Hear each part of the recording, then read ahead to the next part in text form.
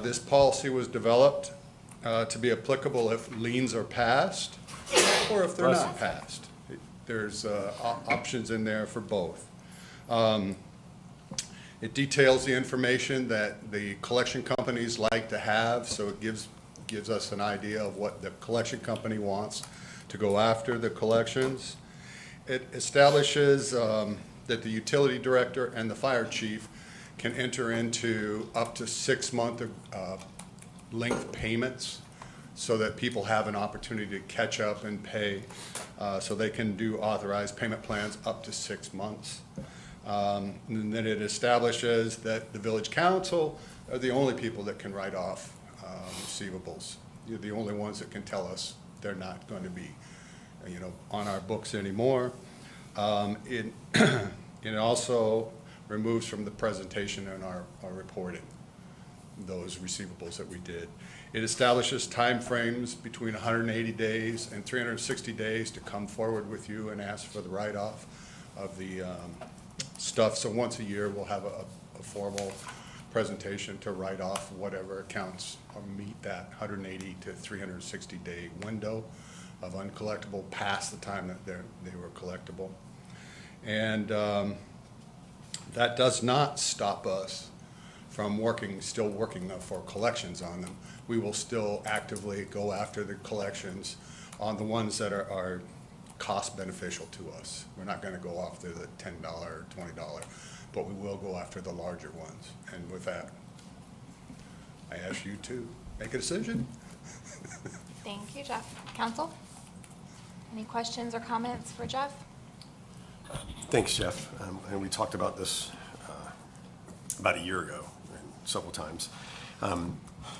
How is this, are we more just formalizing the process now? Yes, it's kind of the path that we've been following. Yes, we're just trying to formalize it so that then we have some criteria, some milestones that we can measure against and tell you, yep, we're meeting what we said we would do, instead of.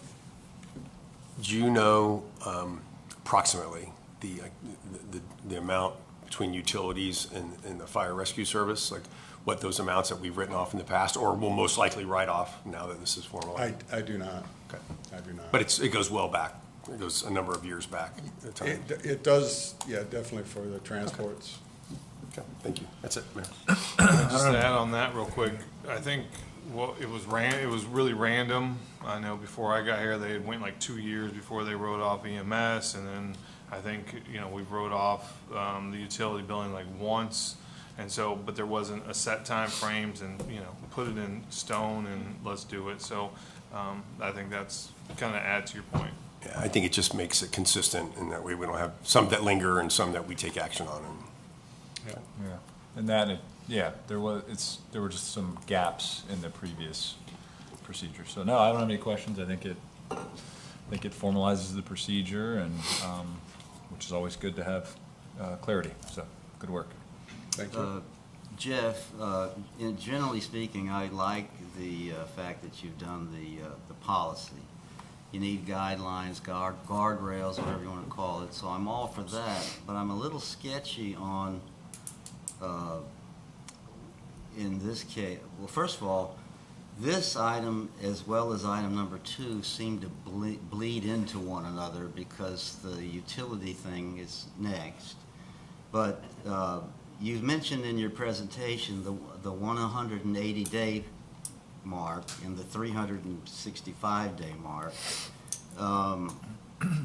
and you say this is where it gets sketchy for me. Okay. So it seems to me that the lien tool is the most important thing that we have, okay? I could be wrong, but that's how I feel.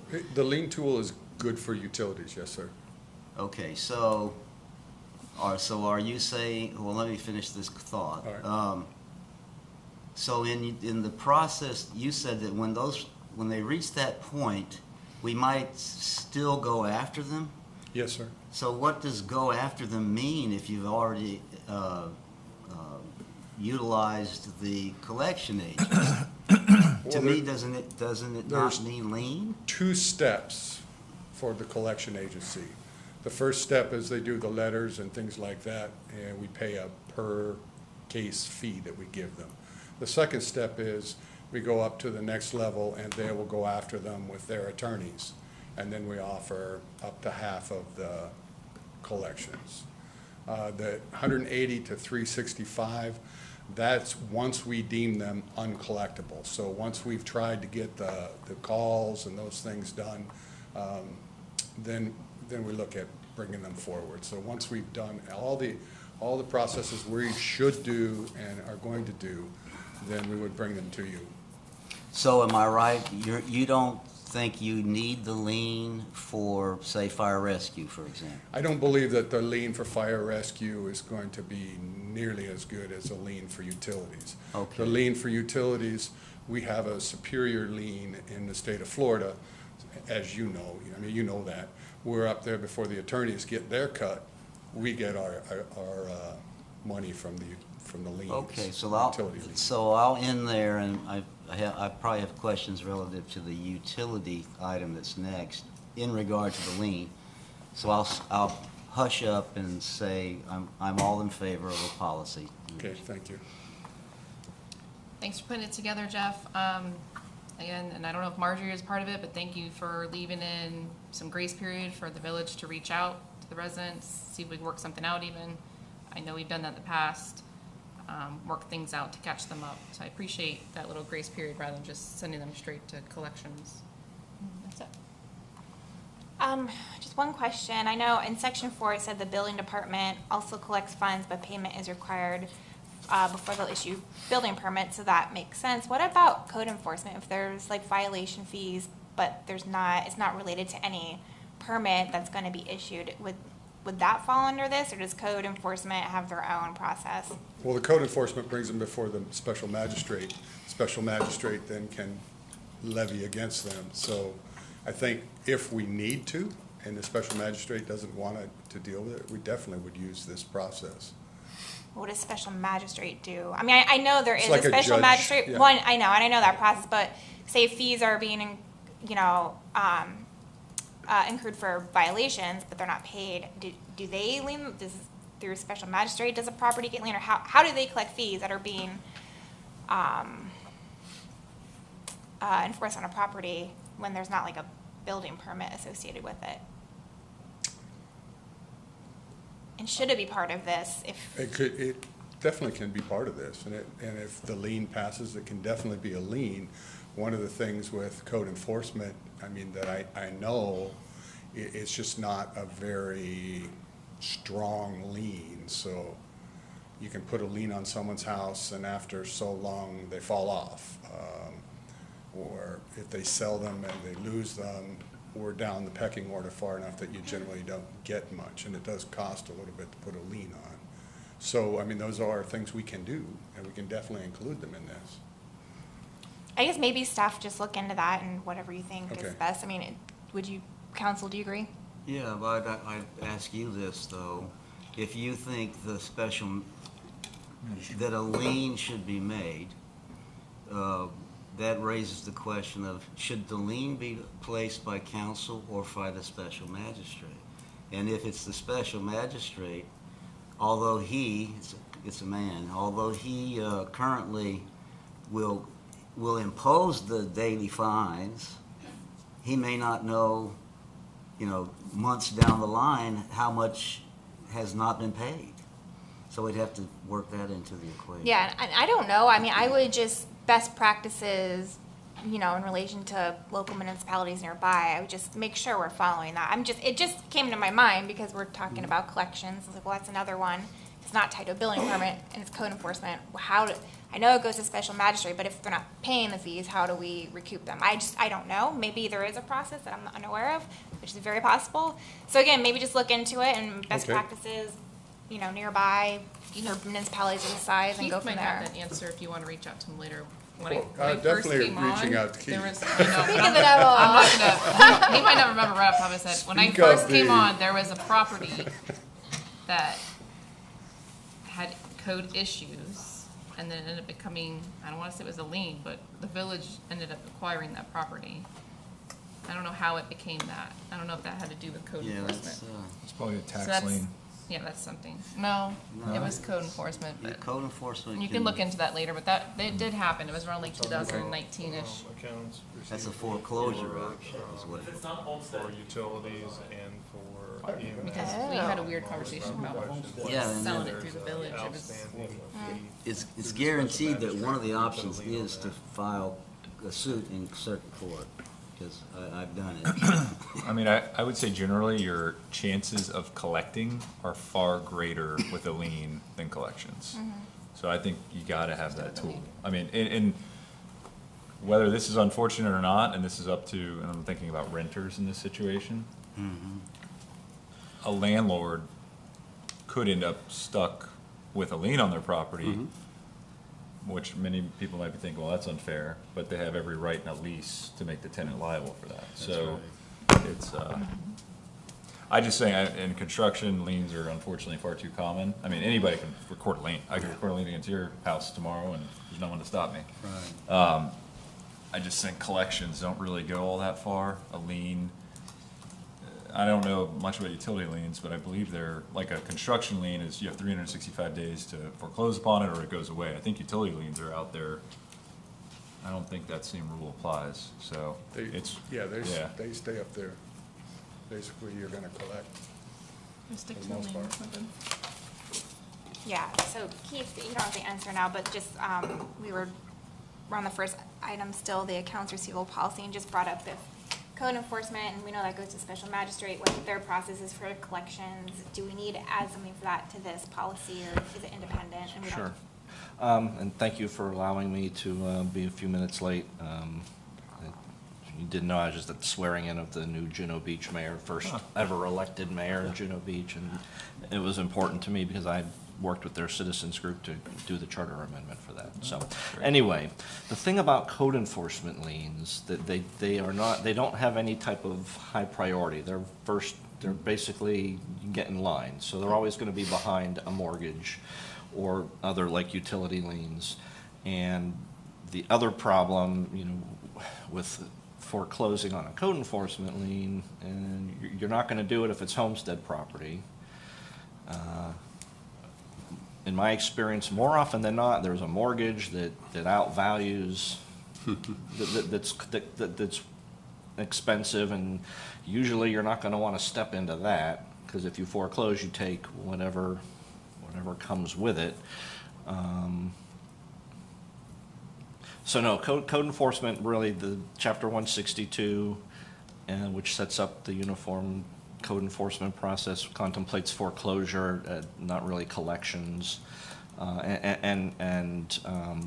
even then, foreclosures, if you actually find the property that has a lien that has value, and there's no mortgage, and it's not homestead, and it's something that you might actually want to acquire, it's like hitting 00 on a roulette wheel. It's not impossible, but it's a rare occurrence. I don't know if that answered your question or I think not. does the code, those liens, they're on forever? Or until? 20 property- years. 20 years, okay. 20 year, you have, when we record a fine assessment order on a code enforcement case, the statute allows that lien to exist for 20 years. And then upon sale, it's recorded in the title and, More often than not, in my experience, that's when those things tend to boil to the surface, is when people want to sell and they have this cloud on their title. Then they're interested in talking to the village and either paying it or working out some payment, or more often than not, that's exactly how those play out. Keith, could you tell me if you agree with the following? If a renter is a culprit, meaning they owe us money, and we put a lien on the property who is on, meaning the property owner's not happy, probably. But typically, if there is a renter, that person is not supposed to have a homestead exemption. Correct. If it's a rental property, it should not be homestead. That And is so that correct. person could find themselves in double jeopardy if we took them to court or filed a lien or something and discovered, hey, you didn't get your homestead, you have a homestead, but you're not entitled to it because you're renting. We're just Right, paying if, for it. if they had a unlawful homestead declaration on a rental property, right now they're dealing with the lien foreclosure and they're dealing with the homestead issue that should not be there. Yeah. Yep, I agree 100%. Okay. What, is there like, on the code liens, is there a flat fee, or is it a percentage of whatever the lien amount is? I mean, if we say, well, yeah, we want to include this in the policy, because you never know.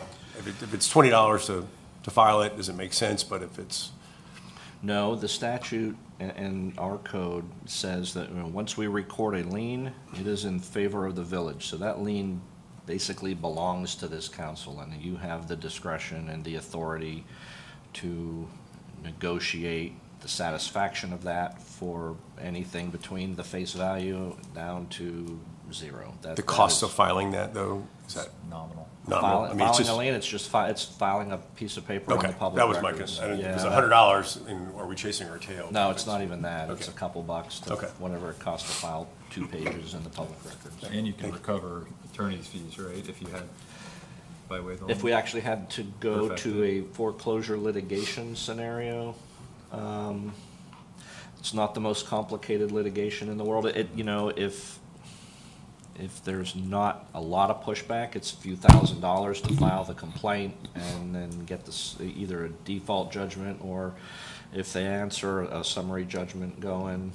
If there's pushback and you actually have to do a little bit of discovery and it could get 10 to 12, but I can't, unless it's really something super complex, and I've never seen a code enforcement Yeah. lien foreclosure that's really super complex. I can't imagine it getting, in terms of the attorney's fees, it getting anywhere really beyond that.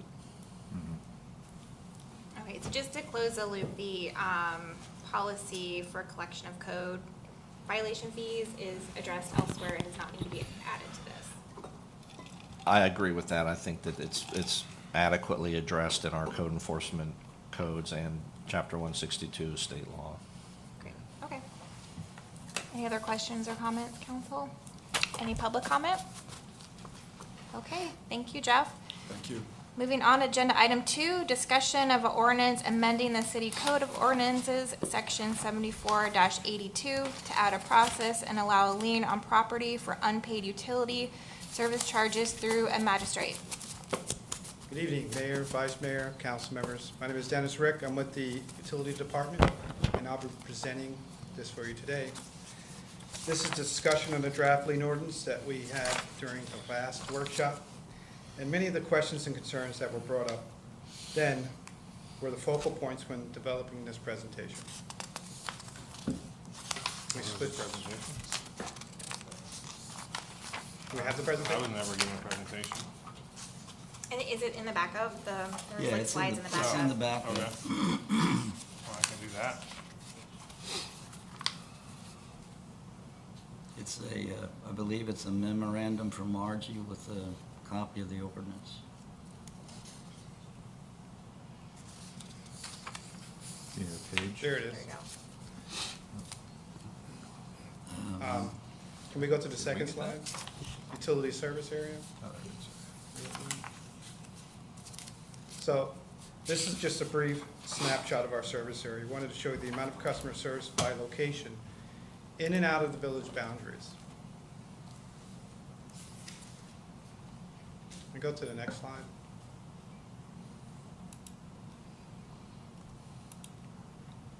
The different types of accounts and actions. This is active versus inactive accounts and the differences. Active accounts continue to accrue bills while inactive accounts do not and are usually smaller dollar amounts. During the collection efforts, the collection agency does credit reporting.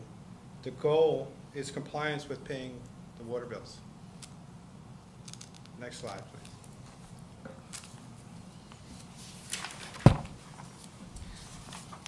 This is our current process for a delinquent account. A delinquent account is an account that is past due for 90 days without payment.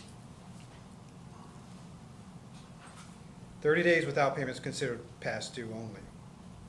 Payment plans are offered throughout the process. We switch to the next slide.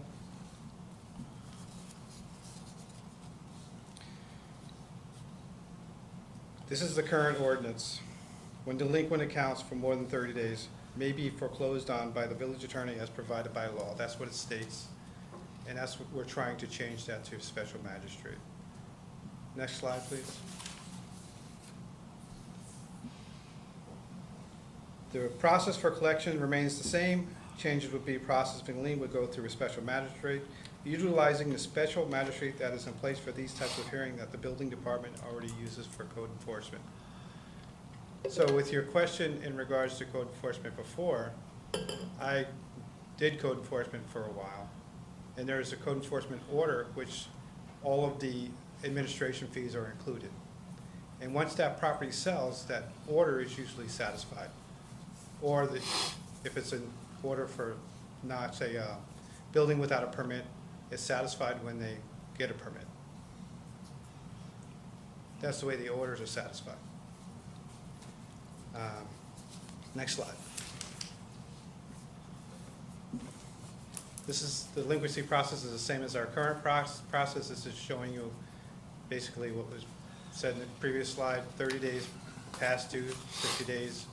Notices are sent, and 5 days after that, termination of water service. Again, payment plans are always offered to these customers, are always called, followed up on. Next slide.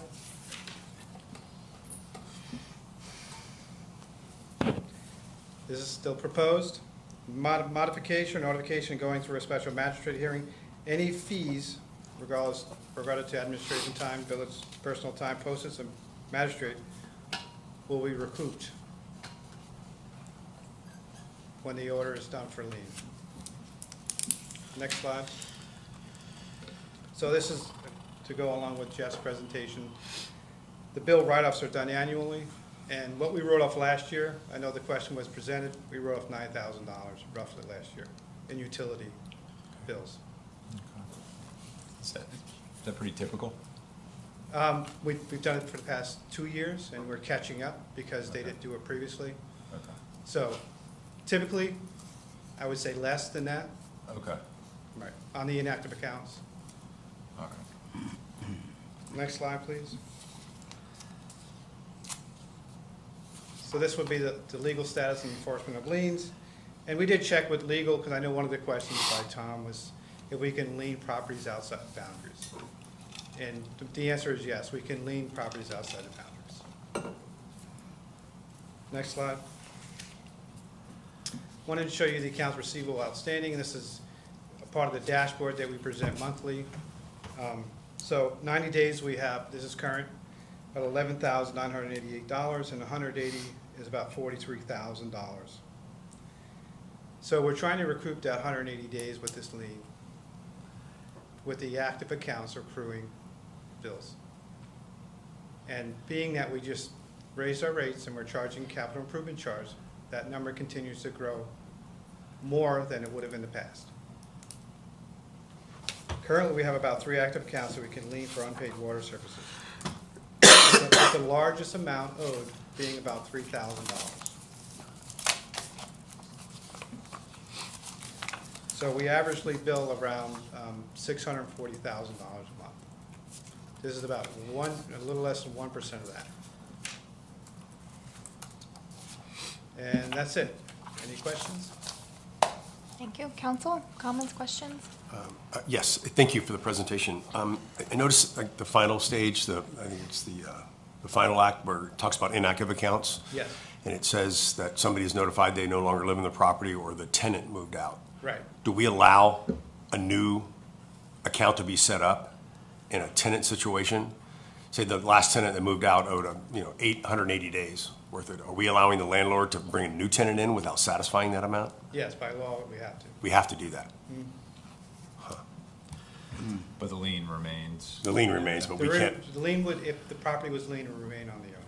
And if oh yeah, I mean, does everybody know, I mean, the lien really doesn't become a huge issue for the owner until he or she tries to sell or Right. finance. But allowing, one deadbeat tenant after another doesn't seem to, that just goes against municipalities. And, I mean, I guess it's public policy that you have to provide utility. We have to. Yeah. okay. So I can Please. chime in a little bit on this. The trick, maybe trick's not the best word, but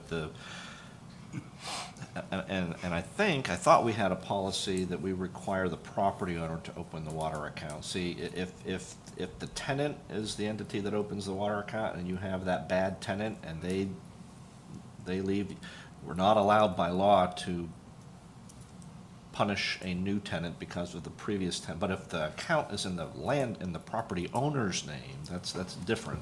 Right. And we don't. And I thought I had worked with utilities on this a couple of years ago to make sure that we are only allowing owners to open the accounts, not tenants, for that very reason. And, you know, I don't know, as I sit here, I thought we had addressed that issue previously, but that is the case. You But can't- and if that's the instance, then it's still, we don't have a mechanism to collect, correct? He can put another tenant in there, and he's just a bad owner, but at least we have it filed against, if we file a lien against the tenant, it's going against the property anyway, or put a lien, if we put a utility lien, it's on the property.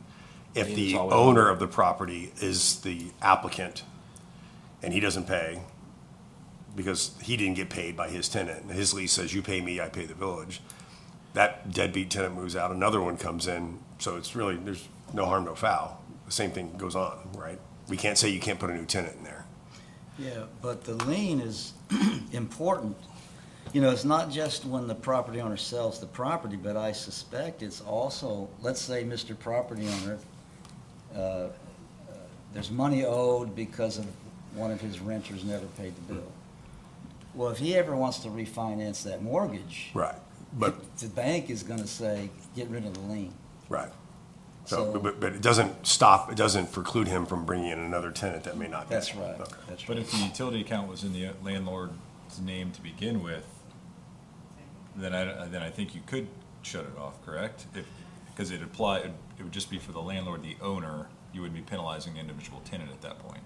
Right. Yeah. We had discussed putting water bills in owners' names previously. We didn't come to a resolution. I think that would be another ordinance. Keith? I mean, what's before you tonight for consideration? This really is a process that affords legally sufficient due process for recording that lien against the property. And Yeah. our current code is a little light on that. And so we had this discussion a while ago. The draft that's before you tonight is based on another jurisdiction's code, which I have used, and actually recorded liens against the properties in their water service area, which are outside the municipal boundaries, by the way. So it's a process that I'm familiar with and that I know works. Okay. I'm good. So most of the questions that I had about your policy and the ordinance, it's either between my colleagues or myself, they've already been answered. But I do have this question. So let's fast forward to the future and say 2 months from now, the village council has second reading on the ordinance as presented, okay? Will that automatically kick your office into notifying the property owners or whoever that that we may take well, I don't know, maybe would you start the process of processing a long-term delinquent accounts to the special magistrate to deal with? It would kickstart the process in order to get the notifications out and notify the special magistrate that we want to be on the docket for the next hearing in order to present this. Yes. Okay. So the last thing is, I don't know what my colleagues are thinking, but I do remember we brought this up at the last workshop, and that was that we consider making water accounts always be in the name of the property owner. And so I'm in favor of doing that as part of the ordinance. Keith, in your other municipalities of our size, is that a typical process that only the property owner can provide the utilities? Yes. Okay. I agree. I 'Cause think then, it's like that for power too. I mean, I don't know, I've never rented up here, but I know like West Palm, like cable. No, it's power. not. I take that back. It's not. But that definitely helps with your chances of getting it paid. That's right. Because they can't rent it again, because they can't provide utilities. Right. So, I think that's a good idea. I think it's a strong game plan. Yeah. That would have to be addressed on a different ordinance though, correct? Or would it something that could be added to this? Like section A, I don't know. No, this really is the process for securing a lien and honestly, the issue of tenant versus owner being the account holder. If that's addressed in our code, then we would amend that language. Is it, do you know offhand if? No, I don't believe it is. I'm not even sure that that's something that's in our code. That may just be an administrative Right. policy that can be handled administratively. We could handle administratively, or you wanted to do a resolution or something to that effect. I think, is there consensus that council wants to look at that? Yes. Okay, can you add it to our workshop list, ongoing list, please? Okay. Councilmember Bradford, anything else? No, sounds good. I'm fine with moving forward with this to get you guys in that process started sooner than later. Okay, I just have a question on the hardship cases with the payment plan. I absolutely am in favor of that, and I'm glad we do that. But how do you determine a hardship? Is there like guidelines for that? Because where my head goes is like there should probably be consistency on determining hardship cases, because if not, could we get in a sticky situation where like, well, the village gave me this person, a payment plan, but they won't give it to me, and I just want to know if there's any kind of guidelines in determining. Well, we reach out to the customers who have had problems paying before we shut their water off, and they explain to us why they can't pay. And most of the times, everybody is offered a payment plan. If you have trouble paying a bill, we'll offer you a payment plan. No exclusions. But there's only one per 12-month period. And then your payment plan, you have to pay the current bill along with the plan, amount that's discussed within a certain time period. So that has to be met as well. Okay, so there's not really a way to define a hardship case, just if someone requests it, we do it. Yes, somebody requests us, we do, and we also refer them to our different avenues of paying bills. So we have different places they can contact Right. to get funds for utilities. Okay. All right. Any other questions or comments? Nope. Any public comment? Okay. All right, thank you, Dennis. Thank you. Moving on, agenda item 3, discussion on the final report of residential parking study conducted by Bowman Consulting Group. So this was an item that was brought up during the budget process, and we engaged Bowman Consulting Group, has completed a parking study with the existing residential developments within the village of Tequesta, to quantify the current level of parking demand during the peak season within the mixed-use district, in R2 district, and R3. So we looked at Lighthouse Cove, Blair House West, and Seamist. The Tequesta residential parking accumulation analysis for Lighthouse Cove, Blair House West, and Seamist indicated demand parking ratio of 1.29, 0.94, and 1.12 spaces respectively, with the average parking rate of 1.12. Additionally, they reviewed other municipal codes. Off-street parking ratios offer examples of municipalities in Palm Beach County with parking ratios ranging from 1 to 3. So with that, wanted to provide the study to council, and if there's any additional direction, for questions. I know Jay's here, and he was part of this review process.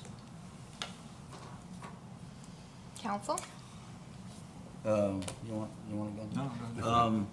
So if my memory serves me correct, this came up at some point in time, with the council relative to the adequacy or whatnot of our parking requirements for multifamily. And I think either the council requested or Jeremy on his own initiative went forward to have a study of it done. In fact, it's smart to do that because you really have to have some reason justification as to why you do what you do.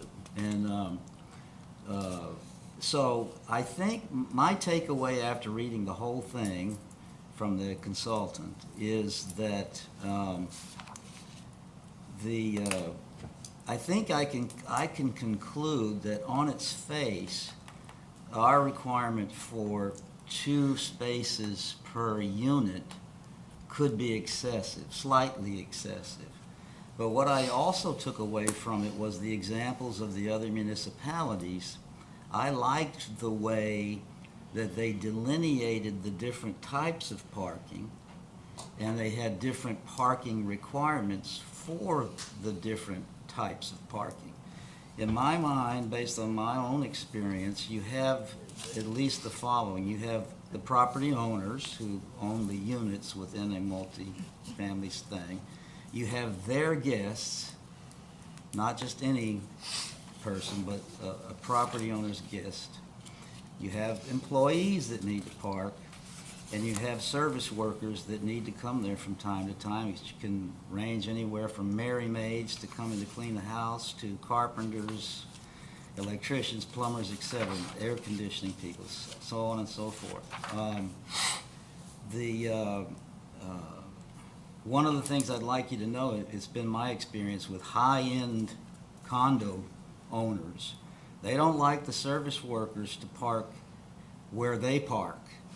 And they don't want, and in fact I wrote in my notes, they keep them out. And depending upon the structure of the parking requirements, something like that ends up putting service workers on for their parking on the streets, or swale, in our case it could be. So I like assigning a number of spaces per the different types of owners. And depending on how we do that, or if we do that, then I would possibly be willing to back off of the 2 parking spaces per owner requirement if we had other delineated parking uses with parking requirements for those spaces.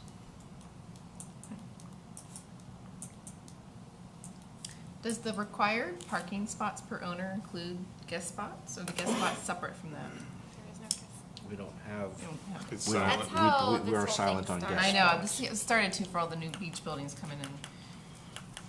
So even when I take in consideration, because there's no way to really label a building on their type of residence, especially Tequesta, I know many that live in some of those buildings, they're all ages, so I'd hate to say that one owner is only gonna have 1 vehicle, because there could be a couple, like even a retired couple in there. I think the 2 is enough, but I get concerned on the guests, and I think about the maids or pool guy or whatever it is coming in, or a nurse. If it's an elderly couple, a nurse might come in X amount of times a week to do something. Is there a way that we can tell those buildings without being, because it's part of the HOA, right, where they have to park, they can't park in a resident spot. So if unit number 300 has 2 spots, or if they have 3 spots, that 3rd one is reserved for their worker that shows up rather than guest spots. No. That would be tough to do on a I per know. unit basis, but I I think know. you could do like a kind of prorated one, like, for Right. every 10 units, you Right, have to have okay. 1 for service vehicles, which I think is the biggest gap in the code. We don't have a requirement for a number of guest spaces or Yeah. service workers, which, you know, I think anecdotally, people have noticed is an issue at Sea Glass, where, you know, they're parking at Coral Cove from what we're hearing and seeing. So you could do that. You could say, you know, a certain For portion X, or a certain for X percentage. amount, they have to have a guest spot for every X amount. Yeah. Or you could you know, not many codes have this. We talked to the parking consultant about it, but having a certain like loading area too. So like at Sea Glass, where it is tight, there's not really an area where an Amazon truck can pull up and comfortably leave the car for, you know, a minute. Can't do that anywhere Or- anyways. Yeah. Not that I support that, but. But, so there, you could probably also look at creating loading zones. I know some planning directors have discretion to require a loading zone on certain projects, like in Palm Beach Gardens. The director there has discretion where they could say, hey, we think this project should have, 1 or 2 loading zones. Because it's typical in a commercial project, but not always in residential, but with the amount of deliveries and vehicles coming to multifamily now, it's something to consider. Yeah, I think that the delivery model has changed since COVID, and probably prior to that as well. But so I think that is something as well. As far as so now, what is you mentioned Sea Glass? How many units and how many spots do anybody know off the top of their head what that was? I have them written down. So Sea Glass is required 42 spaces. They're providing 42 in the garage for the individual owners. I think there's 2 extra guest spaces in the garage, and then there's the 4 at grade outside, kind of near Beach Road. So they have 4 for. Right. And we would have they only would have needed 2 per our code, right?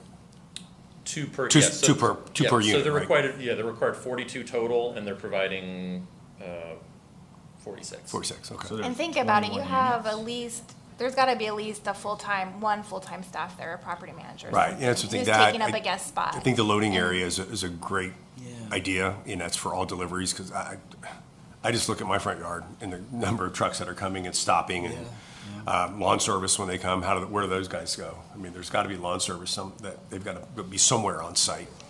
So I think that's a good thing to look at, as far as the service area, and also I would think that we would look at some type of guest spot requirement as well. Some of these properties aren't fully homesteaded, so it's their second and third homes, and they're probably not here all at the same time, but I think we still have to reserve for the fact that it could happen on Christmas and Easter and other religious holidays. Yeah. And Mr. Bradford's actually not wrong about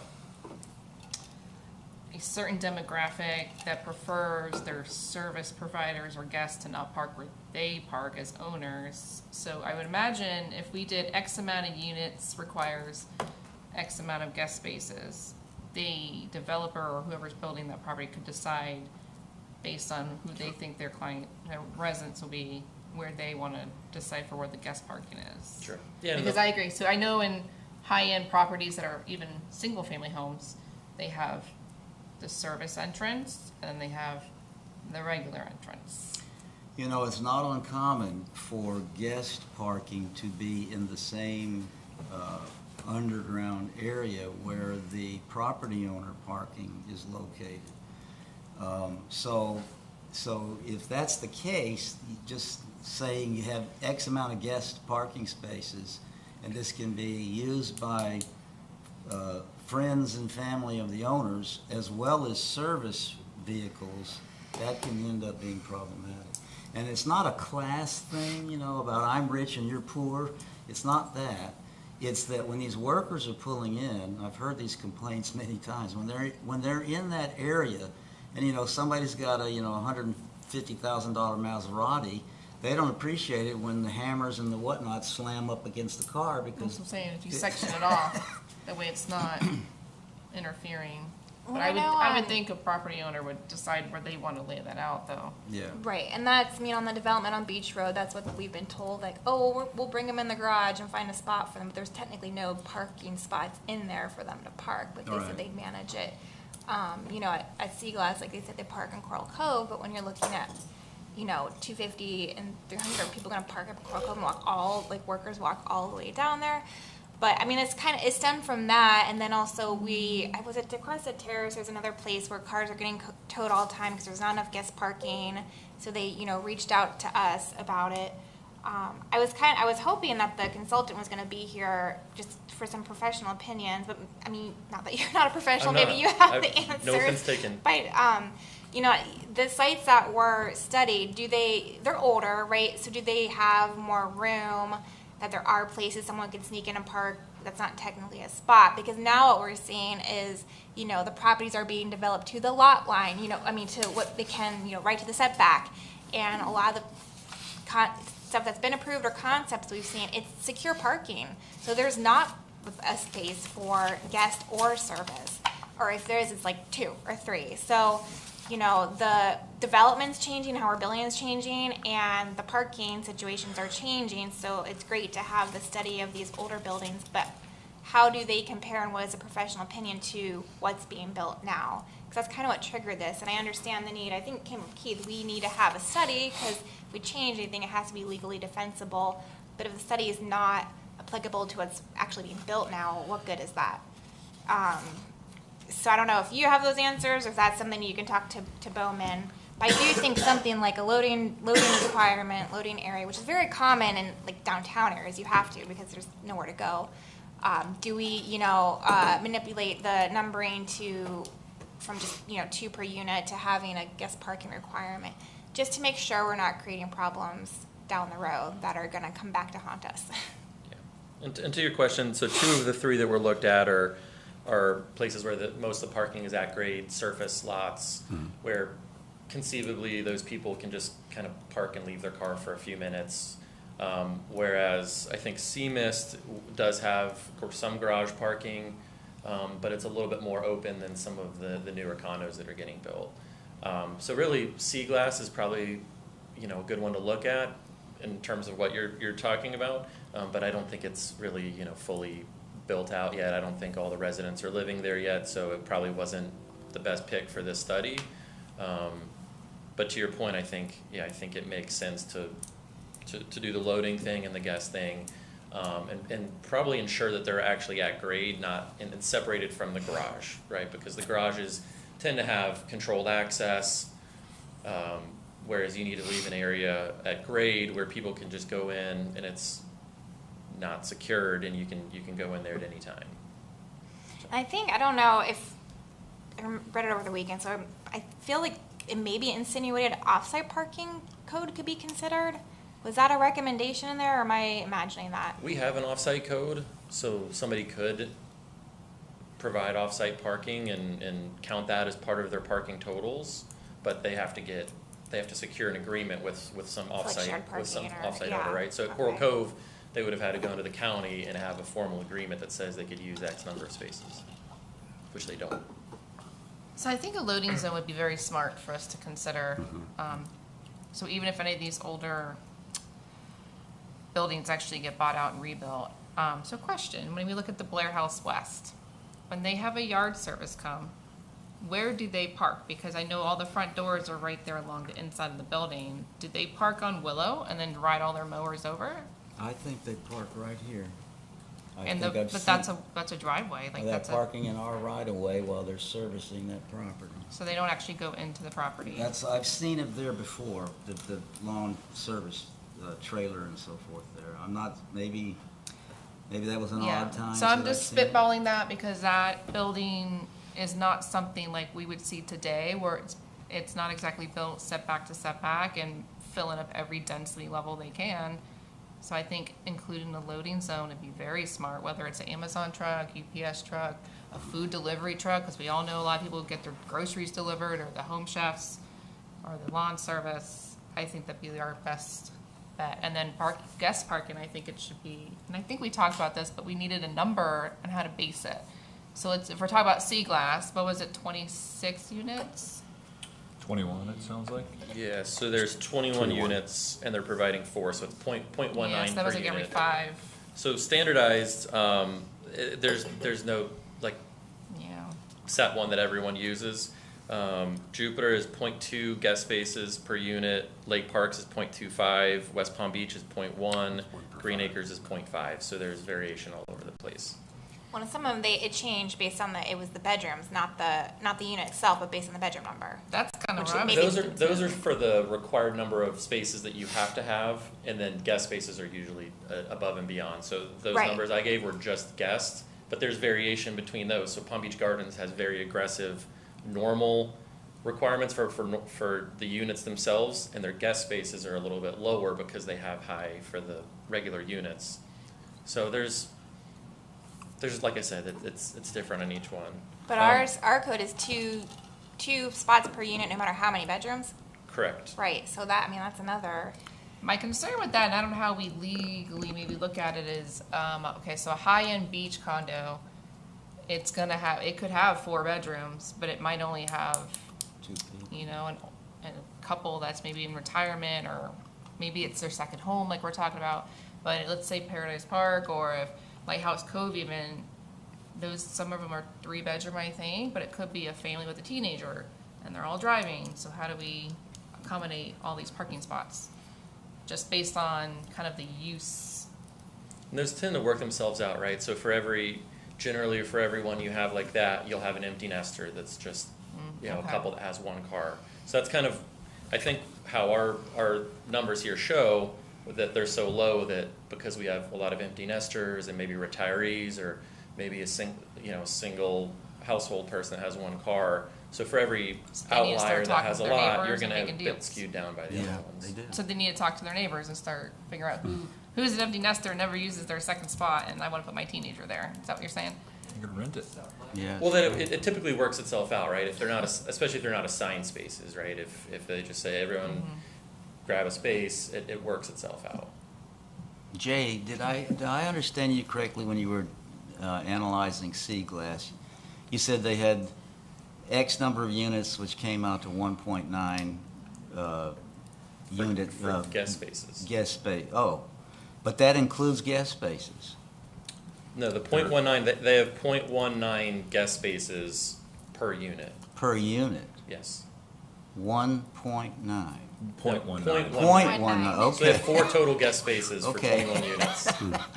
Okay, so I know it's hard to separate the two, but you have the unit owners and then all the other stuff, whether it be, loading zone, guests, employees, service work, those are the 2 categories I'm looking at. So I know it's hard to separate the 2, but what do you think is, and we can probably have the consultant weigh in on this too, but do you think that if we're 2.0 today and we provide parking on all these other categories, what do you think would be a fair number? Not holding you to it, just to, order them what do you think would be a better number?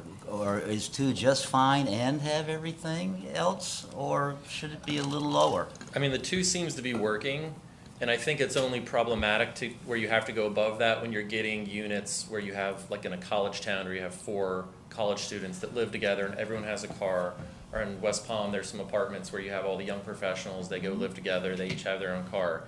Here, we're not really seeing that type of product, so I think the 2 number generally works here, but I think it helps to quantify the number of guest spaces, so I didn't get to go through all the other numbers. So Seaglass has 0.19 per unit, 300 Beach Road has 0.19 per unit, 250 has 0.15, and then the Reserve has 0.27. So a little bit more at the Reserve. So it would be helpful to just standardize it. If it's, I think Lake Park's at 0.25 is pretty reasonable. So if I was making a recommendation right now, I'd say keep the 2, make a 0.25 for guest spaces, and then add a provision in that says you also have to provide some loading spaces. And I'd write it to have some discretion where council could say, well, rather than just having 1 loading zone, you might need 2 here because the property is so tight. And there's no other, places like where Lori spoke about where you could kind of leave a grass cutter. So do you feel like a guest spaces should be used for service workers? Okay. Yeah, I think so. If they're obviously like a lawn truck, that's not gonna work. If it's a Yeah, I handyman coming in. Your handyman or a You plumber. would need, yeah. I like exactly what Jay said. I Yeah. think that's I think 0.25 on that's pretty standard. I think there's, It's 1 per floor. yeah, 1 per floor. And then we already know we're exceeding what we already have with 2 per dwelling unit. But I think if we're going to do a guest parking requirement, I think the 0.25 is pretty spot on. It's probably even more than we need. Yeah. Well, I want to keep in mind too, this is for future planning. This is like to Yeah. be proactive because 5, 10, 15 years plus down the road, there's going to be redevelopment. They're likely. I mean, I don't know for sure, but and we have a whole mixed-use area, and again, they're gonna be building out to the setbacks, so it's gonna be very different than what we see here. That's just the nature of the beast. So, like, this is really forward-thinking and being proactive too, so we don't have, a parking problem with, you know, the new development that could potentially happen. Like I said, could be far down the road, but we should, you know, have this in order. I think we should stick for the 2 per unit. And then for guests, I think we should go higher than what we have now. Because in my opinion, if a development comes in and it's very specific, maybe it's geared towards retirees or doesn't have X amount of bedrooms, doesn't plan on having young families in it, like a mixed use area, like a trendy area, right? They could ask council, hey, this is what we are doing. We probably don't need that many, but it's harder to add, it's easier to take away. Does that make sense?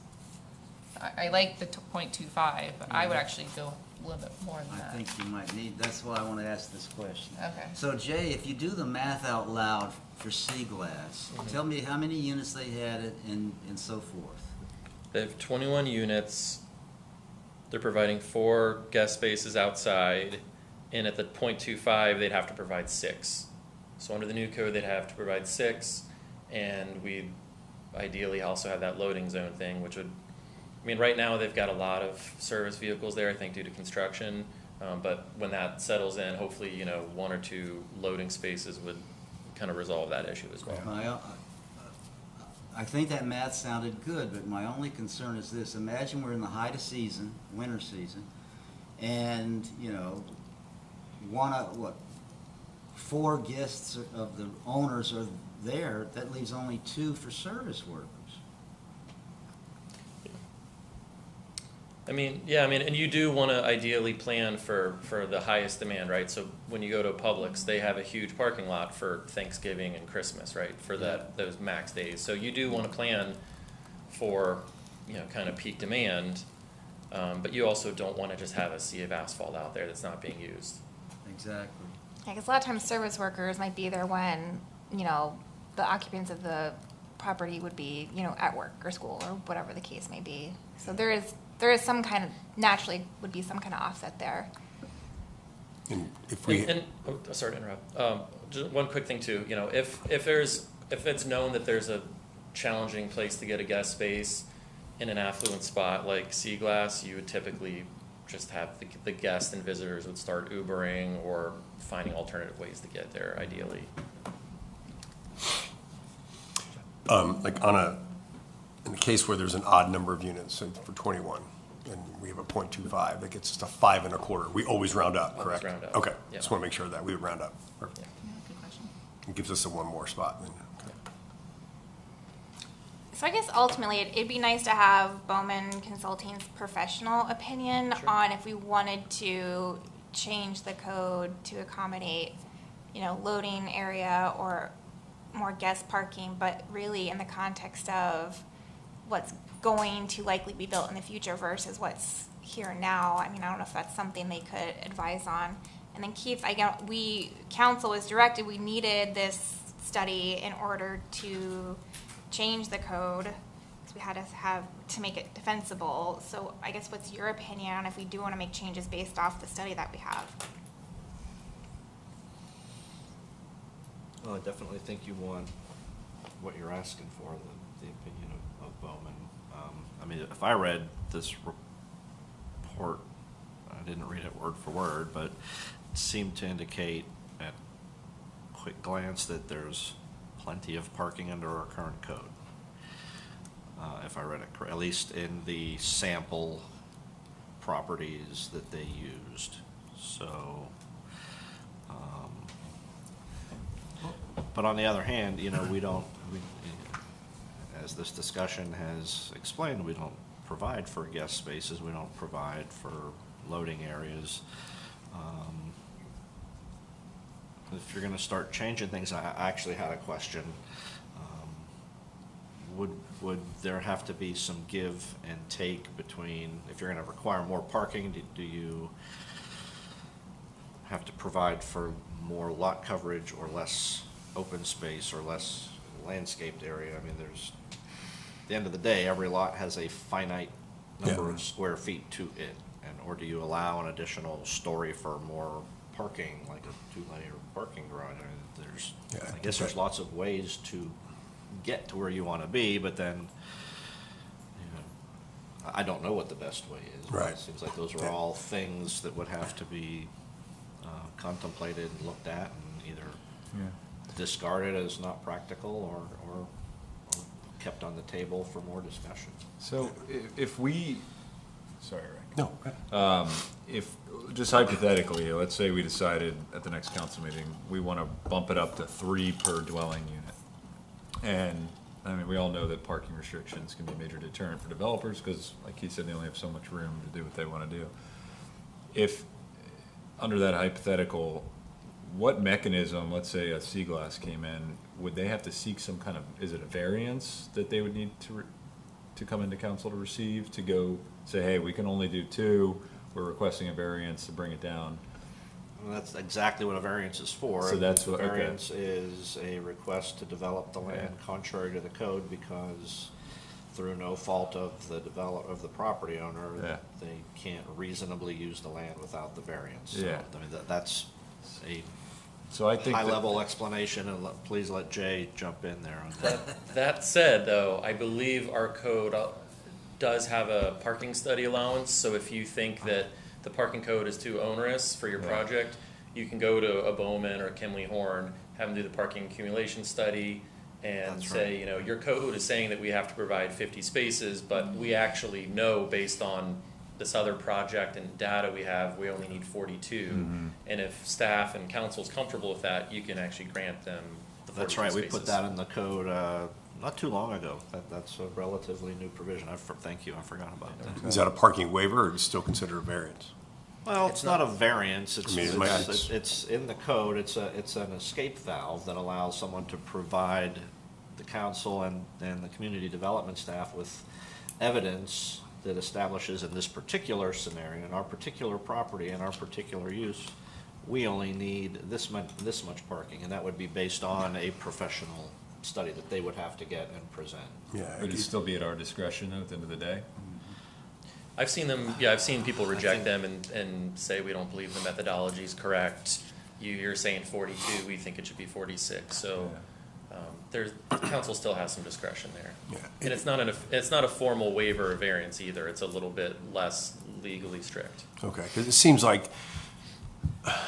in the last, my experience sitting up here last year, the issues that have come before us or chatter when somebody's coming in with conceptual is, you know, how do we adequately utilize the space that we have? And we have some things that we're going to be discussing in the coming meeting or two, which are going to potentially not so much impact the space or the size, but maybe the math of the financing of it in different ways around that. So I think we need to be aware when we do this and say we're now requiring 6 more spots and somebody in their mind who may be looking at something says, well, I only needed 22 or 44 spots, and now I need 30 spots. You know, we start to tighten the grip on the applicant and their ability to, you know, fully utilize, you know, develop that property. You know, we're requiring more, so I think, you know, that's a good, what Mr. Davis said is a great thing to chew on. You know, what can we do, since we're now telling them you still have to fit, you know, all this, you know, the 10 pounds in the proverbial 5-pound box, you know, how do we do it? Now you have to do 11 pounds into the 5-pound box. So I think we just need to be aware, and we need to be thinking of that as we move forward on some of these things, because one, it's a domino effect. You know, now where do we put those spots? Because now it's not economically feasible to do this project. So. Would this apply, like, let's say somebody was in for a permit right now and we move forward with this, would this apply retroactively to them? It's too late to apply it to Yeah. 300 or 250 Okay. or reserve. Okay. I think anything's as submitted, if the site plan is submitted, it's vested with the current codes, isn't that right? Like Yeah. always, no Okay. matter what it is. And we also have, along with the process that was just described, we also contemplate the ability to, if it's available, off-site parking, shared parking agreements, and on-street parking, those are all alternatives that we have in our code. Not, they may not all be applicable to every property, but, so we actually have all of these flexibilities, and they're much more, they're not variances. It's not a heavy lift. If it's available and the study supports it, it can provide relief. I think, the intent, and I'm sure everyone would agree, is not to have a sea of parking or excess parking. It's to make sure we have enough. Everyone knows, like, excess parking is bad, right? It's more impervious area. It's bad. You want to avoid it. But yeah, just in light of what we've been seeing and secured parking, where there isn't a place for someone to just kind of like sneak in and temporarily park, like that's just, the reserve will be interesting when that's done, because I think they have little driveways right in the front, but it's pretty tight through there regardless. So that's going to be interesting to see how that works out with, maintenance, landscape. I can't remember how many guest spots they have. They have 69 units and 19 guest spaces. Yeah, so that'll be really interesting. I'm sorry, which The development? reserve. Oh, the reserve. But they also Yeah. have two-car garages. 2-car garages and then can 2 cars fit in front of the, Driveway. I can't remember, but then it's like you're doing the car shuffle, so I see that, even in single-family homes, right? They have a big enough driveway, but because of the car shuffle, someone parks in the street anyways, because, everyone knows that, it's just life. So, but is there enough room for 2 cars in front of those garages? I am not sure off the top of my head. Yeah, so it'll be interesting when that's done to see, if there's any issues there. It could be a case study maybe. So their visitors at like 0.27, so. Yeah, so that's where the 0.25 number, I think, makes some sense. Well, if you guys want, we can bring back, Jeremy and I talked about bringing back Natalia, who did the study. We could probably bring back more detailed examples of what other places do and some examples of how we could draft a code at another meeting. Okay. Another thing is you can, if you do a developer's agreement with a project, you can take certain delineated places like, what'd you call it for Amazon? The loading zone? Loading zones and guest parking. You can do things like, say, you can put the paint lines on this parallel type space, and if the guests get there first, Mr. Amazon can't use it. In other words, there's not enough room for him to be in there. And then the other thing is you can do a developer's agreement that says that the guest spaces may be allocated to service workers with the approval of the property manager, things like that. Just give you more wiggle room. True. Yeah. Under construction. Okay, so we'll add this back to the workshop, ongoing workshop list, and we'll revisit it. Any public comment? Is it underneath the pedestal? Okay. All right, I'm gonna move on. Agenda item 4, discussion on brick donation policy for Remembrance Park and Village Hall Memorial. Jeremy? Yep, as a condition of approval for the site plan of Remembrance Park, staff was directed to put together a brick donation policy and include a location for the bricks to be installed. The proposed policy can be used to guide the memorial bricks here at Village Hall Memorial. We do not have a policy for that either, so the purpose of this memorial brick program is to honor the memorial of the loved ones who have served in our country, for our country, and in the armed forces or a public servant role, and support the maintenance of the bricks and surrounding areas. The memorial bricks will be installed in a designated location in Remembrance Park that was on the site plan near the flag. The cost of each memorial brick is $250, which includes the purchase, engraving, installation, and maintenance of the brick path. Donor will receive a confirmation letter, certificate of appreciation for the donation. They will also be asked to sign a waiver. So attached to this agenda item is the policy waiver and confirmation appreciation letter for any additional direction council has. Thank you. Council? No real I think it's great that we'll have a policy for this. This is just a very niche-y question here, but let's say I don't have any, let's say I don't have any veterans in my family, but I wanted to do like a support the troops brick or something, or somebody wanted to do that.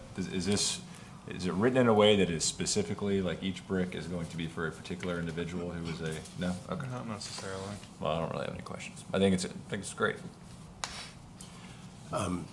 You know, it says that we're in memory of loved ones who have served our country in armed forces or in a public servant role. Is that loosely defined? So, I mean, I could put the definition there, but just a quick, you know, I guess, ChatGPT, a public servant is a government official or employee who works for citizens and the government who develops and delivers public programs and services. So I can get you a brick. how many bricks, I mean, I might have missed it, how many bricks do we have in our area for this? Do we know?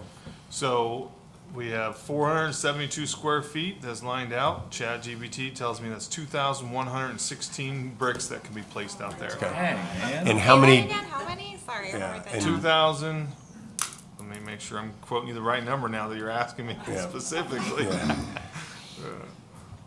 ChatGPT.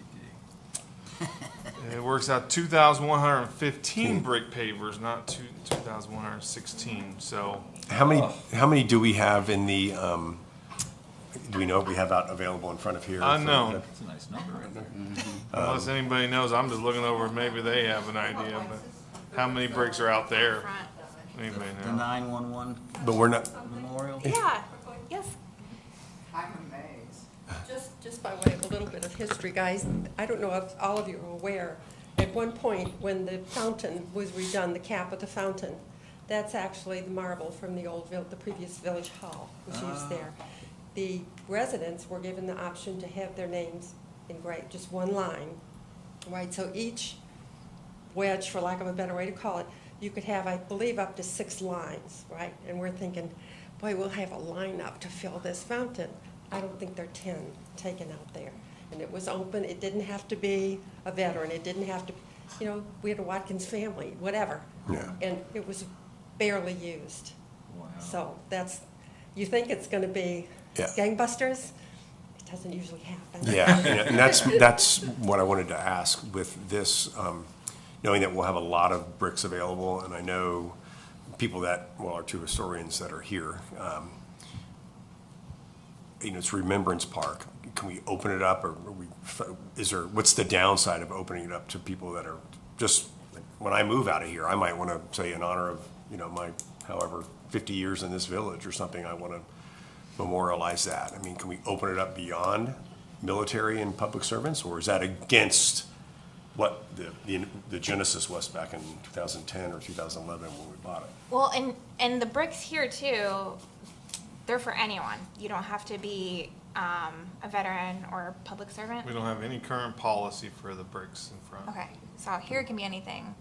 Just wanted to add that. But I would suggest that maybe, I mean, I don't, if we are gonna open up to anything, maybe we need to put together a policy for that, like just I mean, or just, if you guys want, we can let anybody and everybody come and put a brick there. I mean, it doesn't, Yeah, I don't want to denigrate the, you know, the original purpose of this, but it just seems like 2,000 bricks, or even 1,000 bricks, if we double them in size, seems like a lot that will go unfunded, and it's just an opportunity for us, which leads, you know, to fund more of this. It leads me to my next point. It was shared with me, some of our neighboring municipalities and their price per brick. We seem to be on the high side. And I'm just wondering, if there's any thought to dropping the price? Because I think some people at a price point of $250 might say, oh, you know, I'm not sure I want to do that. And then so if we have 250 and limited to public servant and veterans, are we missing an opportunity to capture some other ones? well, I can share with you where we got that number from. The people we use, they quote us $150 to put in the brick. To engrave it, put it in, buy it, all that. So we threw in another $100 for maintenance over time. Gotcha. Over a period of I need time. that job. And that, you know, the administrative cost and, you know, staff time and that's gonna take. So that's where we got $250. So Okay. you know, we can lower it, you know, it's just what cost will be taken in. That price is also based on the maximum characters you can engrave on brick. So it is a little bit high. Okay. I know, I mean, there's, so, knowing we have a ton of bricks out here that Aren't full. open to anyone, and, you know, if we want to keep Remembrance Park, the original intent, I mean, there's nothing to say we can't just reduce the paver space. Nope. And that might just be another option. The pavers will be put in regardless, you know, so if we reduce that down to 250 square feet, and we can always add later, I mean, there's not gonna be like a whole bunch of concrete around it, it's gonna be grass, so, I mean, it might be good to reduce it down. This is a pretty could big, do I mean, that. there's no dimensions here, but it's a pretty decent sized area, so if we could just still have that intent. It looks like it's connectivity to the different paths and sidewalks maybe, or I don't know if it needs to connect both ways, but that area could be looked at and just, Yeah. My Do a different comment layout. wasn't driven towards the size of the space. It was more, how can we better utilize it by encouraging more people to do it if we limit it to, and again, if that's against the original intent, that was well before my time. I just had rhetorical questions, and they've been touched on. Mine were like, how do we determine who is a veteran?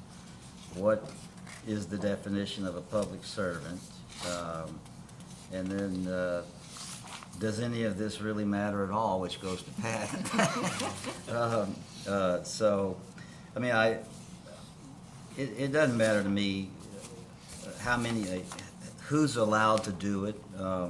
It could well end up being that it's underutilized in terms of its dedicated space, but there should be the dedicated space where it will be done, if it will be done. My only substantive question is, I mean, the policy has that statement in there, and I'm just paraphrasing, you know, originating, organization managing the bricks. I mean, is that something just, Jeremy, that you anticipate, or that you just did it there as in the event it may turn out that way in the future? Ask the question one more time, I'm sorry. Well, there's a line in there that makes reference to any organization that, that manages the Memorial Brick Program. It's I in think the- that's who would be making the bricks. Like if someone had like a crazy improper statement that they want to put in there, it's just saying that they have the discretion to Right. reject it. I would love Keith to advise on that, because I know I've read case studies that Keith has provided the league on stuff like that with municipalities getting in trouble if rejecting something and freedom of speech and all that stuff. So I don't know if Keith has any input there. Keith, you'll just have to read every one Comes of to them. mind is, Personally approved. I don't know if you were at the league meeting, I recently reported on a case that dealt with government speech in the context of a municipality that put on a Memorial Day art show, and they invited artists to submit their works, and one of the works was determined to be offensive by the municipality, so they refused to display it, and that went through the obvious litigation, but the courts ruled on the side of the municipality that that was government speech, and just because a private person is saying it, they were doing it on behalf of the government, and the government can control what the government says. This seems to be a similar scenario. Yeah. I would just make sure the language is sufficient Yep. for what you just said. Yep. If it's not already. So I'm fairly certain I know the answer to this, but in no way is the village relying on this income. For the money's already there. This would just be additional funds to help build the park. Well, the funds will just go toward the maintenance of the bricks in the Yeah. future, The because we're only extra talking about $100 per brick, so Okay. it'll just go into a separate fund, and from time to time, if we need to pressure wash it, or, put some sand in between the bricks, or whatever we need to do, that's what it'll go toward. But that 472 square feet of brick is going to be there no matter what. It's either going to have a lot of bricks with statements on it, or they won't. Yeah, it'd be similar to what we have out there. We have bricks, it's nice. I mean, it doesn't take away, it's Yeah, pretty yeah. nice out there with the fountain, just because they're, don't have any names on them, doesn't make it any less nicer. So agree. I don't think it'll be a huge issue, but. Okay. So I'm not opposed to whether it's a veteran or a remembrance of someone who's lived here forever. As we're talking about that, I mean, I think about my 93-year-old neighbor who literally bought her house brand new when it was built here and has been here over 50 years, and it'd be nice to give her family was a big part of the town back then. It'd be nice to give her a brick. So maybe though, for veterans, we just put them on this side, put the family members on this side, or whoever. There's also, does the brick company do the stamp with whatever military branch they were at? Yeah, so that way that brick stands out that it's a veteran, and would have like, the branch logo. Yeah, they're limited to, a certain space. I mean, it's 4 by 8, I know, so. I mean, the person Be up to making the them. brick could Right. choose that or not. So, Right. I mean, for my family alone, it'd be like 13 military bricks. I mean, that's a little heavy at $250 a Just pop. sold 13 of them. $250 a pop, though. Ooh. I don't I'm not know, against it today, I'm just being funny about it. I don't know if you can say this part's veterans and this part's are. Well, that's why I was saying, even if we did the stamp, if it's an option to stamp it, Yeah, you can. it gives that brick a little way to stand out as you're walking by and you have the military branch stamp. You kind of go, oh, that was a veteran. I'm not Yeah. opposed to it, it's Yeah. just the first come, first served would say, well, this first one might be a veteran, this one might be a this might be John Doe, he's not either one. So that's just kinda how it's gonna go, I can admit. That's what I'm saying, at least that way it's an option. I'm not saying it has to go one side or the other, I'm just trying to think, how do we include them all? Yeah, you can just put the stamp on. So I you would put men- the stamp on. You mentioned having a resident, longtime resident, what's the cutoff? Because I'm gonna have to change the policy before we What's the bring it. cutoff? Like, is it 20 years? Oh. Is it 10? Is it 6 months? Like what you said, having a resident, having a brick? Why you gotta complicate Well, everything? nothing in, unless I missed it, nothing in here says a brick has to be that they have to be a resident, or did I miss that? It doesn't, because the military veteran doesn't necessarily have to be originally from Tequesta. But wait a second, don't we want Tequesta residents to be the only ones that can request it? You'll get none. And so let's say I have a request, but I want to name my father, who, by the way, retired as a colonel in the United States Army. So would I be allowed to do that? To honor my father? I am a resident. I'm not saying we should or shouldn't, I'm just throwing it out there to make sure we Just need to all clarify. clarify, yeah. Yeah, I mean, to me, I think it's built for remembrance of somebody who served, not necessarily in Tequesta. So if you, Tom Bradford, but I mean, I would think it has to be tied to Tequesta somehow, either you, the resident, or the person serving. Right, But yeah. the way, her example was somebody who lived here for 50 years, we want to do a memorial. Like, in my opinion, this was supposed to be for somebody who has served, either as a public servant or in the military. In that scenario, that person maybe hasn't served, but they've been here a long time, so maybe it is a good thing that we include them, but what's the cutoff? I say just keep it simple, just keep it open. If a resident wants to buy a brick for a loved one, we let them do it. Is there any public comment we can take that might help us finalize this?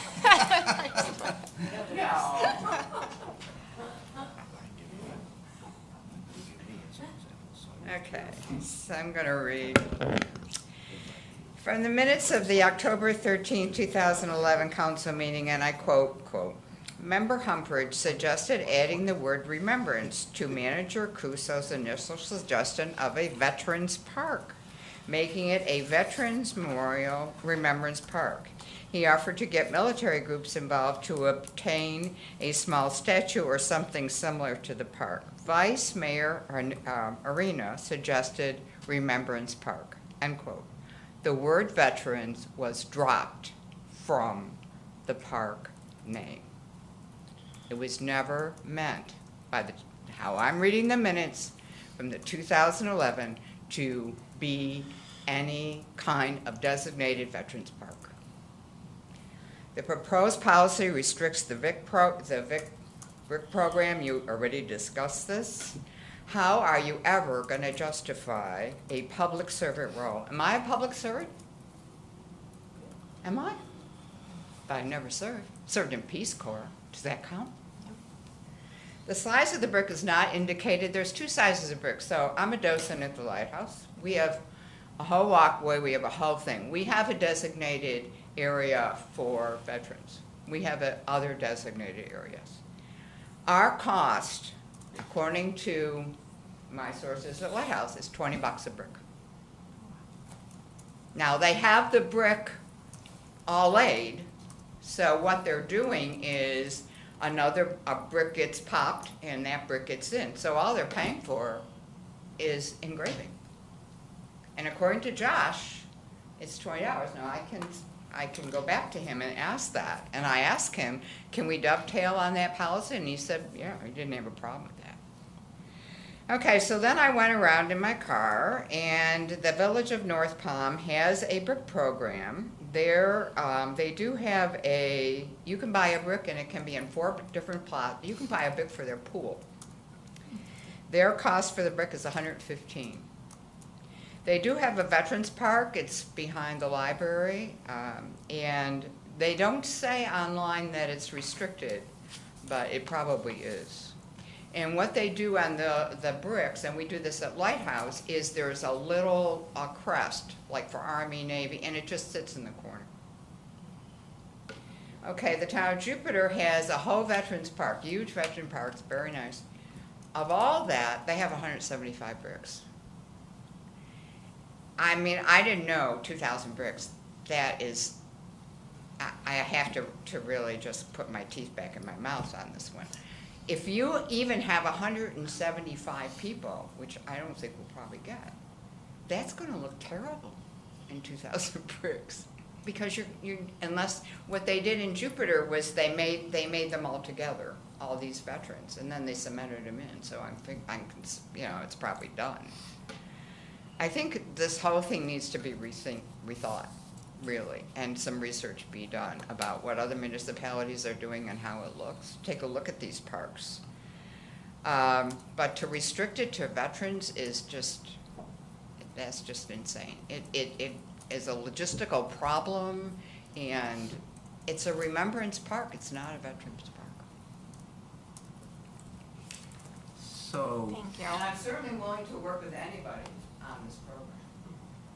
I mean, right, just hearing that, and 'cause I remember looking at the area when we did the site plan, and I thought it was large.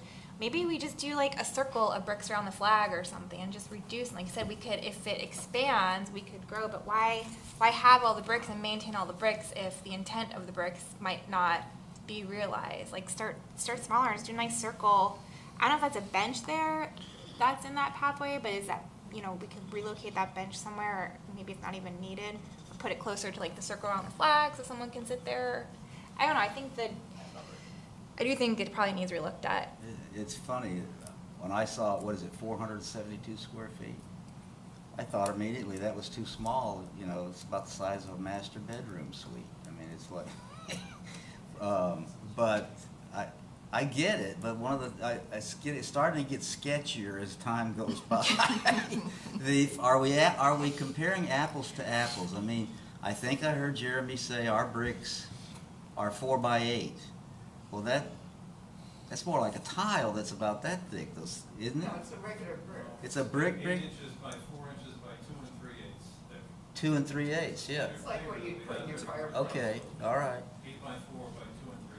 So I guess I guess I'm not supposed to ask the audience questions. So the question is North Palm Beach using brick bricks, or are they using the 4 They by are 8? using brick bricks And you come back up to the podium, it's fine. they're all using brick bricks like you would put in a fireplace. And the only one that uses those plus another one, Lighthouse has an 8 by 8. And that's $225. Lighthouse is $100 for a regular brick. That's the regular brick. And then the 8 by 8 is $225. And then if you buy a membership at a certain level, you get a brick free. Okay. So size of the brick is determinative as to how many bricks there's going to be, basically. Right, I'm assuming that normally if you have a brick walk, it's a regular brick. It's it's like what they have at paver, Lighthouse. at least paver width, size. I think, does Juno Beach has that path around the lake? Don't they have bricks or don't they around there too? And they have a courtyard as well that have engraved. Yeah, I bricks. think, to close the loop on this, I think, maybe some more research and maybe revisit the design to make sure it's not overboard? What does council think? Does that, I'm fine with that, but does that put us back, does that delay the beginning? Does this have to be in place prior to the beginning of the construction of the park? I don't think so. I mean, I think we can do a site plan change administratively because it's on a minor scale. So we'll have to engage the engineer again and get him to draw something out differently. I agree. Let's rethink it a bit. Can staff please talk to Mrs. Nielsen? Yeah. I could see it, version. I could see it being more or less a crescent shape around the area where the flag is and Yeah. where the benches are, you know, but however you want to do it's fine with me. I just say don't overthink it. Yeah, Keep it yeah, simple. that's true. I agree with that. I mean, technically put more government on this, it becomes, If I could just make a suggestion, we can place the pavers in, have a paver donation program, and then just replace pavers as needed when somebody wants to make a donation. The budgetary cost that we gave for the pavers is for the purchase of the pavers, the engraving, and the maintenance. We spend about $4,000 to $8,000 a year just restructuring and redoing the pavers around here because the pavers settle. Well, and that's what I'm So saying. there's a maintenance cost to installing pavers. Right. Personally, I would love to take out all the pavers on Tequesta Drive. It's a constant maintenance issue every year, $4,000 to $8,000 repairing pavers. Well, that's what I was insinuating. Why? Because these pavers weren't part of the original site plan. They were added in. So I'm like, why are we creating more maintenance if it's maybe not necessary? Right? So that's what I'm saying, like reduce the scale of the pavers because like you said, they're maintenance. So Every year. you have and to that reset the that pavers. connection, that path is not needed. It was let's never just reduce it, so Yeah. it's there, but it's not as excessive Right. as it is, yeah. What you have are moles that burrow underground, Yeah. and every year you see the pavers settle. And Right. every year you have to fix them, they become a trip hazard. Okay. All right. Oh, those moles. Got your marching orders? All right, ready to move on? Okay. Thank you, Doug and Marcia, for all the input, and Pat. All right, agenda item 5, discussion on council manager form of government, legal update, and upcoming village council reorganization.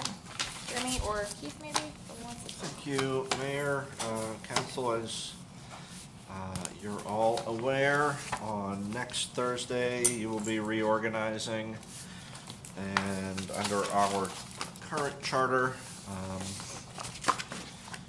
you'll remember we had a very robust charter review a few years ago, and a number of items were updated, and a number of them the voters did not accept, so we still are a council with 2-year terms,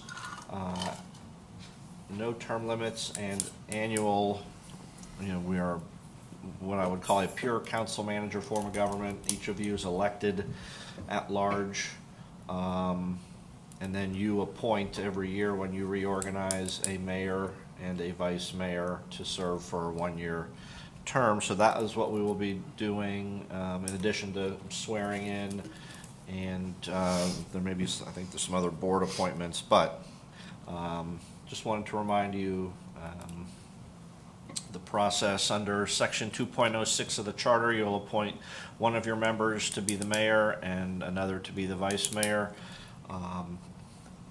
There's procedurally 2 ways to do that.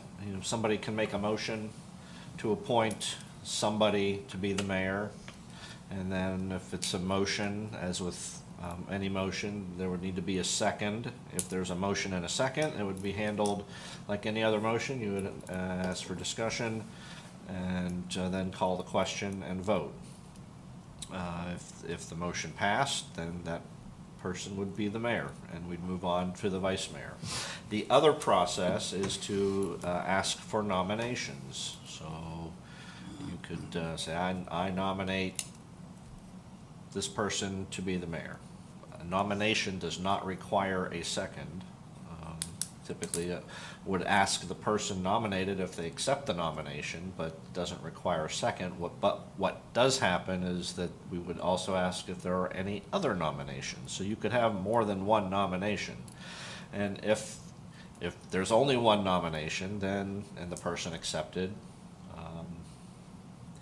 vote on that, and that would be that. And that person would be the mayor. If there's more than one nomination, then we would, suppose you would want to hear from each of the nominees and then call for a vote in the order that the nominations were made. So first there'd be a vote on the first nominee, and then if a majority of you voted for that nominee, that would take care of it.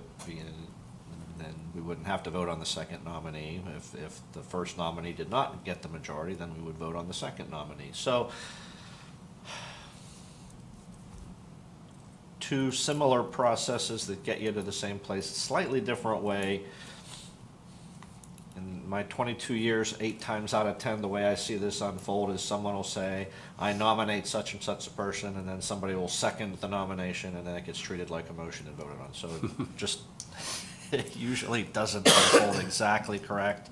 But, you know, at the end of the day, as long as the will of the council is what is carried forward, that's really the goal. But I would ask you to keep that in mind. Either somebody can make a motion or we can have a slate of nominations, and then we will take it that way. And it's the same process for the mayor and the vice mayor. So, you know, after the swearing in, that will be the first order of business. And that's how that would go. I don't know if the council wants to discuss that topic amongst yourselves. And in the past, you've taken this opportunity to speak about the issue of, you know, your thoughts on who should be mayor, who should be vice mayor. You certainly don't have to do that. Sometimes it's happened in the past, sometimes not. So I don't have a dog in the fight because I won't be part of that process, but I have something for you all to think about. It's been my experience that the nomination process that you described, Keith, is a better process because the other primary one, it ends up being a race to make the motion.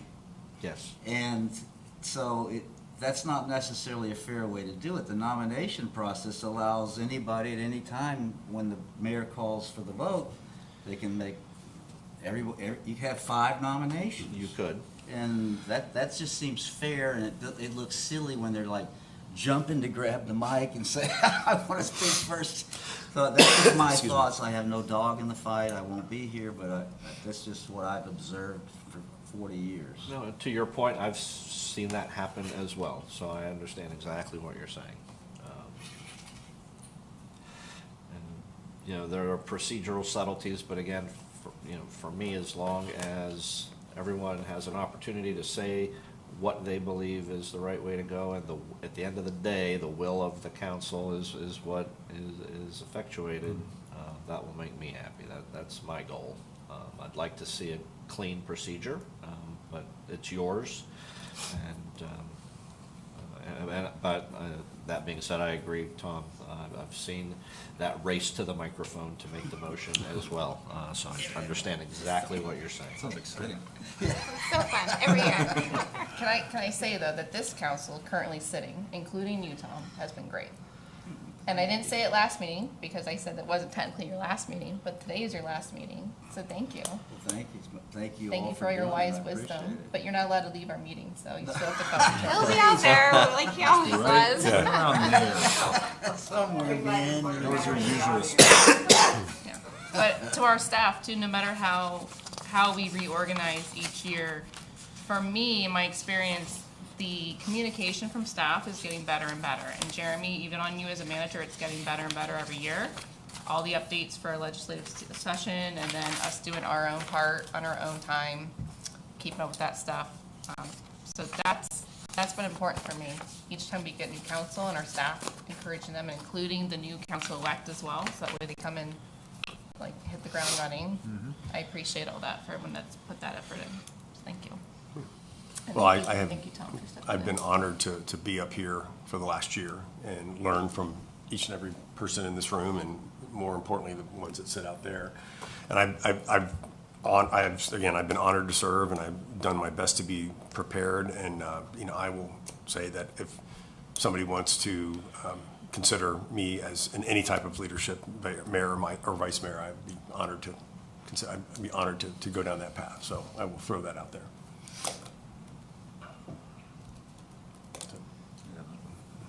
Any last words, Tom? No. Not right now, no. Before you have to go back to 3 minutes? I hate that 3 minutes. No, I'm fine. I do appreciate everything you guys have done for me. I've enjoyed it. And look forward to going back to a civilian/advisory role. You're amazing.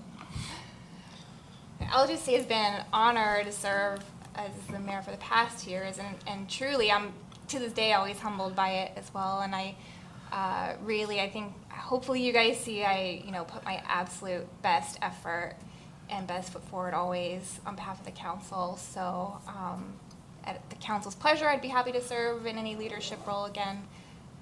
That's it. Any public comment? All right. Well, the only other item that I would throw out there for you, I have submitted my annual legal update memo, which covers sunshine law, public records, and ethical issues that apply to your service. If you would like a presentation on that, I'm happy to give that to you at this time. If you prefer to review the memo, call me with any questions, and in the spirit of wrapping this workshop up, I'm happy to do whatever the council would like. Is this the final one? Because I know sometimes it says final, but sometimes you issue a draft, but then it's not final until. No, I'm not talking about my legislative update. Oh, I was talking about my sunshine law, public record, Oh, ethics the one on the agenda. Okay. Yeah. memo. Yeah, 'cause I don't think I talked about it But to tonight. answer Anyways, to answer your question, that is the interim memo because the governor is still Right. so signing that's- things okay. or not signing things. So That's what I we'll thought. update that probably next month once everything has gotten across the governor's desk. Okay. Any questions on the council procedures? No? No. No. No, I found it to be, right in line with the council manager form of government as well as Florida law, so he was spot on. I think the only change was Form 6. I saw that update. That it's is the correct. same every year. That is, you are Form 6 filers, and I'm happy to talk about that. I know we have beaten that one to death over the last few months, but if you'd like to kick it some more, I'm happy to do that for you.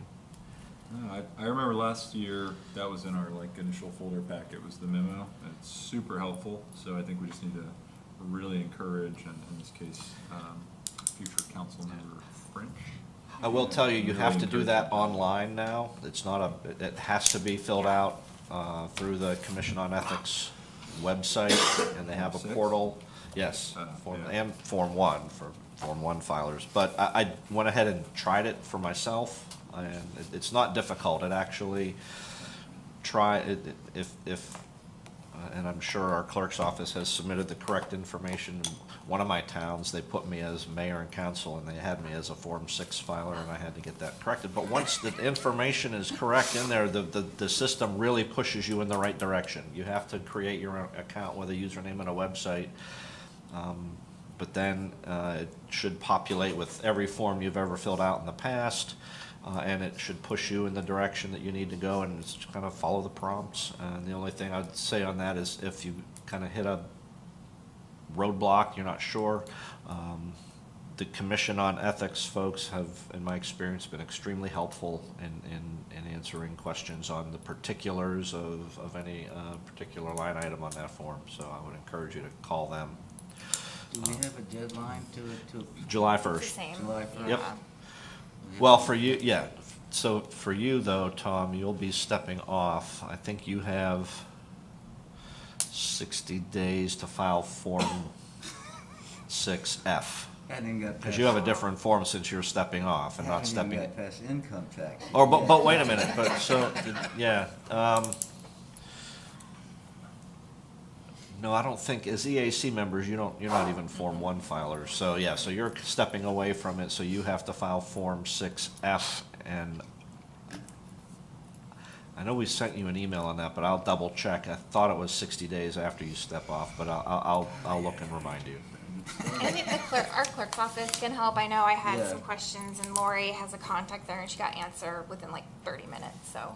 Yeah, So you can reach out to the clerk's I office. took an online course about Form 6, and, you know, it's just, the timing is not good for it, but it's there, I have to do it, I'm not afraid to. Okay, all right, with that, motion to adjourn? So moved. Second? All in favor? Aye.